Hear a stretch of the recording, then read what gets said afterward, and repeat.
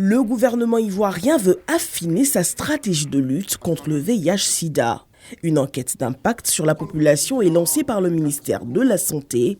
Financé par le gouvernement américain, ce projet va estimer la prévalence de la suppression de la charge virale au niveau national.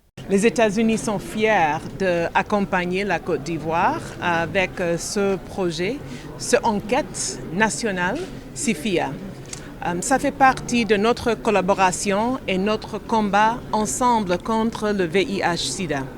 Le peuple américain, à travers le PEPFAR, a investi presque 2 milliards de dollars pour combattre avec la Côte d'Ivoire cette maladie. Pour le ministre de la Santé, de l'Hygiène publique et de la couverture maladie universelle, cette enquête, deuxième du genre, permettra de mieux comprendre la nouvelle dynamique de la maladie et d'ainsi améliorer l'orientation des futures interventions en matière de lutte. Cette enquête va nous permettre d'ajuster la stratégie, de regarder les nouveaux comportements qui se développent. Je sais qu'aujourd'hui, les moyens de communication et de sensibilisation que nous utilisons n'atteignent pas certaines cibles, dont les jeunes. Il faudra donc ajuster ces méthodes-là et cette enquête va nous révéler le pourcentage donc, de l'impact de nos actions sur ces populations-là. Mais également mesurer les progrès réalisés et voir les ajustements à faire. Donc je pense qu'à l'issue de cette enquête, nous allons élaborer le plan stratégique 2026-2030 qui va vraiment cibler là où il faut que nous puissions intervenir pour être efficace et atteindre les résultats attendus. L'enquête SIFIA 2024 se déroulera sur la période du 1er août au 21 décembre 2024 à Abidjan et dès le 1er août 2024 sur toute l'étendue du territoire. Les résultats provisoires sont attendus fin décembre 2024, début 2025.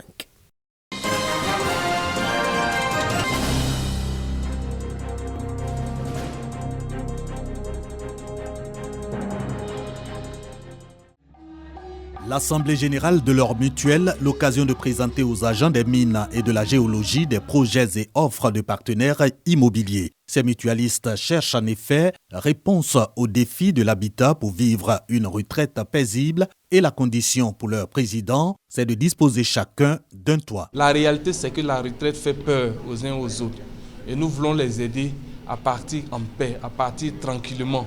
C'est pourquoi nous sommes là avec des opérateurs qui vont nous présenter qu'est-ce que la retraite complémentaire, comment est-ce qu'on peut épargner aujourd'hui pour que le jour où nous partons à la retraite, nous ne soyons pas vraiment stressés.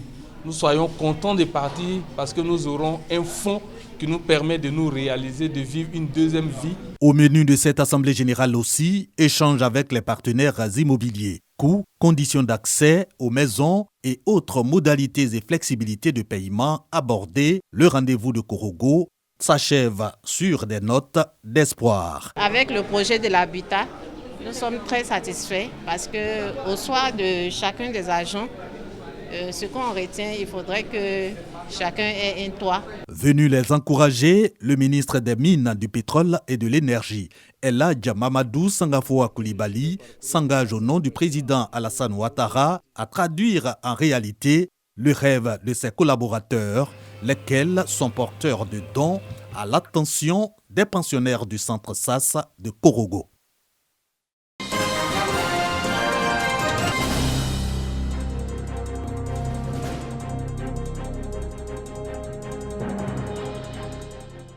Le salon ivoirien des vacances et des loisirs se tiendra du 25 au 27 juillet 2024 à Grand-Bassam. Emmanuelle Ablé, l'initiatrice de cet événement, dévoile les activités de son projet. La 3e édition de CIVAL, je la vois vraiment, je commence à la visualiser parce que je sais que ça sera un plus. Vous serez les ambassadeurs de cette 3e édition afin que même les acteurs du tourisme, c'est-à-dire les professionnels, les agences de voyage, les hôteliers et les propriétaires des parcs de loisirs doivent vraiment s'y intéresser. Les innovations majeures, il y aura, en plus du feu de camp, il y aura vraiment des formations, des panels pour amener les acteurs à comprendre.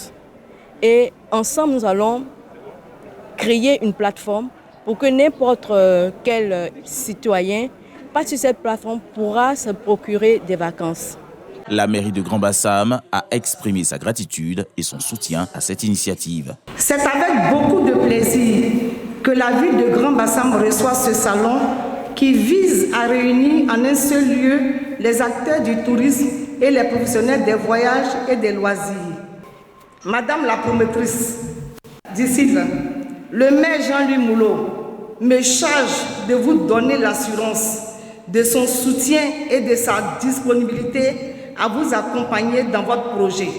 Depuis sa création en 2019, le CIVAL s'établit comme une plateforme essentielle pour les acteurs du tourisme et des loisirs.